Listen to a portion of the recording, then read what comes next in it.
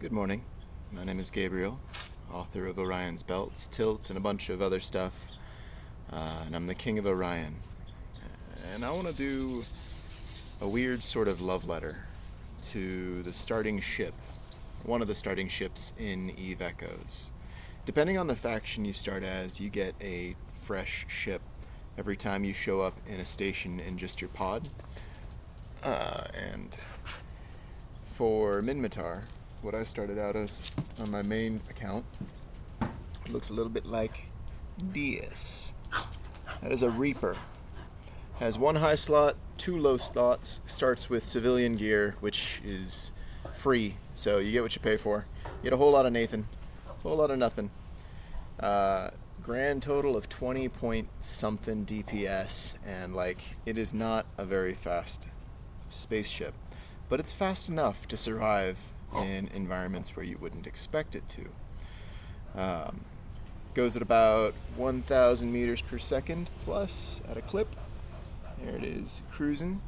I'm zoomed way out, which I don't like to play at, but you can survive in pretty dangerous space, even in the starting craft.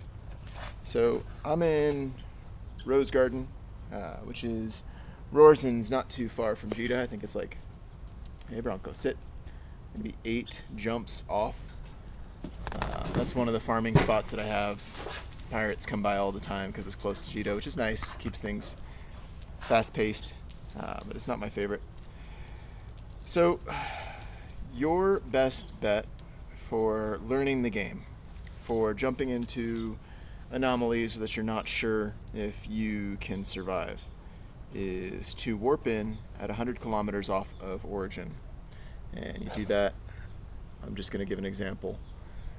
Your menu right there shows warp.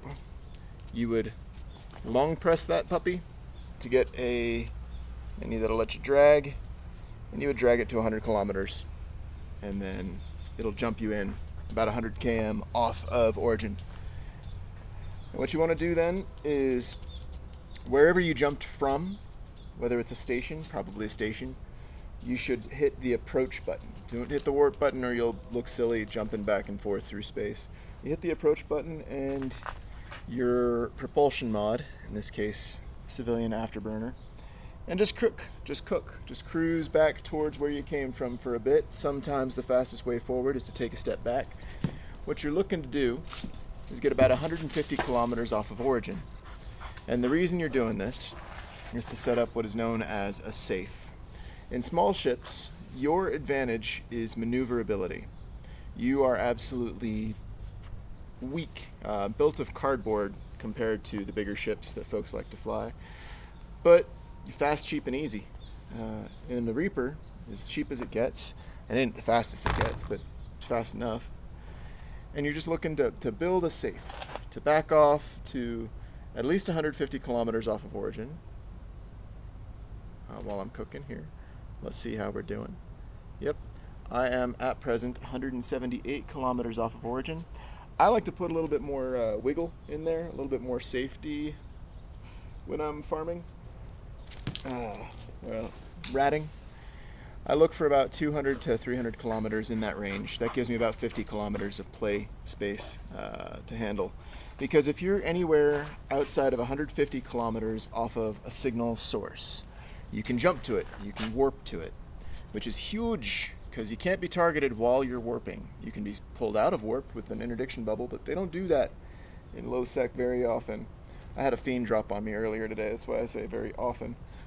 But yeah, when you have that escape, that safe zone, that opportunity to jump back, once you're cooked all the way, your bookmarks are listed on that little navigational beacon to the upper left-hand corner.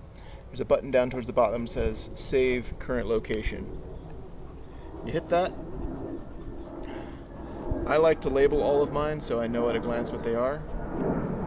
For the current locations that, for safes, I usually have them labeled as an X, so I know, hey, delete that later when you're done cracking skulls. And then I set that as my destination. Now what's cool about that is if you pre-align to wherever you were jumping from, in this case the station that I keep a lot of my disposable toys, you'll warp instantly when you hit autopilot to it.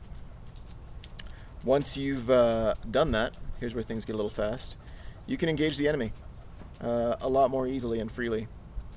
Now, I only have 20 DPS, which means I can't really do too much damage. I can tickle the enemy, but I can't really, fight them. The nice thing about setting up safes too is it spreads out the enemy. Notice how their little red pips, I don't know if you can see that very accurately, are spread. I've got some distance between the healer, which is that Vexor at origin, and then its defenders. Give me a break, bro. There we go. There's a little monster beneath. If you engage with the healer first, you're eating the most damage, eating the most ISK first. It's the most dangerous target because everybody else is shooting at you as you spin around. I'm only orbiting at about 3 kilometers. Never approach, always orbit. That goes even for loot. Because if you approach and the thing disappears or dies, yeah, and I'm taking damage right now. Alright, the reason I'm taking damage is the Imicus has come in close. And this is a Tech 5 and just the starter craft. Like, it's as weak as it gets. But even so, that little shield is doing work. So I'm back to full health, able to survive. Alright. Normally, if I had the damage, I would continue to engage with that healer and kill that guy. As killing the healer frees up the other targets, means they no longer have the support, and it allows you to, there you go. Andy, you and Bronco can play. But I'm killing that little frigate, that Imicus. You want to kill, general advice is to kill the small targets first. But this is coming from a big ship pilot's perspective. The small targets have the best damage application, and they're usually the tackles. They're usually the folks who pin big ships to the ground and allow their buddies to beat them up. In a small ship, you don't have that set of priorities nearly as often. It's still really good advice to kill the small ships first, just because they're what can kill you fastest too. But it's the big ones that'll knock you out in one blow. So you want to orbit them. You want to use their mass against them. Which means, generally, the heaviest hitter is who you want to kill first. That ain't usually small, but occasionally it is. And even in this starter craft, if you manage your orbits, if you manage your defensive positioning, you're able to hang with like Tech 5 gear, which like that's mid-range. That's the sweet spot for risk versus reward. It doesn't take much upgrading beyond that to actually be combat effective. Tech 3 gear will get you there. Tech 5, Tech 7, on up. But in the starter craft, you can't really hang forever. I'm already starting to get into armor. So I'm going to jump off to my safe. I hit autopilot, which allows me to jump off and warp away because they don't have anything tackling me or holding me. That buys me a moment of breathing room. And it's the same sort of operation if one of the human resources players out there, the player hunters, comes in. You can warp off to a safe and assess the situation, see if there's someone you can take. Generally they won't be because they spent a lot of money on being able to kill players because it makes them feel good about themselves. Or if there's someone you should run away from or play with. In which case you just warp off to another location. Nice. Wild hop there. Yeah. For 0 ISK, a little bit of risk. That's the Reaper in a nutshell. It can't comfortably do Tech 5. If you can hang long enough to tank damage and then bugger off, like you can technically do it. It's just going to take you way more time than is worthwhile. One of the reasons why I like the Rifter is it's a step up. It's like one step up from the Reaper, but it can do up to Tech 7. It's really good. What I most love about the Reaper is it's free. It's got about 240 cubic meters of cargo space, which means it can carry more than a Reaper, which makes it a decent rescue craft. So like if, for example, you get your shit pushed in and you're killed in something that, you didn't want to be killed in, if a player did it, sorry, your gear is probably gone even if it's Grays. If pirates did it, okay, you can save your stuff. Reaper's okay at that. It's not as good as, say, a Probe or an Imicus or a Heron. Those are the best rescue crafts on a budget. Hey, don't dig that hole. Andy, there you go. Thank you. But it's good enough to get the job done. And like, let's say you want to do dangerous stuff and you're not really sure if you want to invest the time or energy into that dangerous stuff. Like mining in the Ethereum Reach, for example. There's Fullerite C70, which is best bang for your buck in terms of like space farts. Fullerite, hello sweet pea. You slap a Mark III miner onto a Reaper and you go out there and you test the waters. You're a little bit of bait. You're looking to see if folks are gonna come in and take a bite.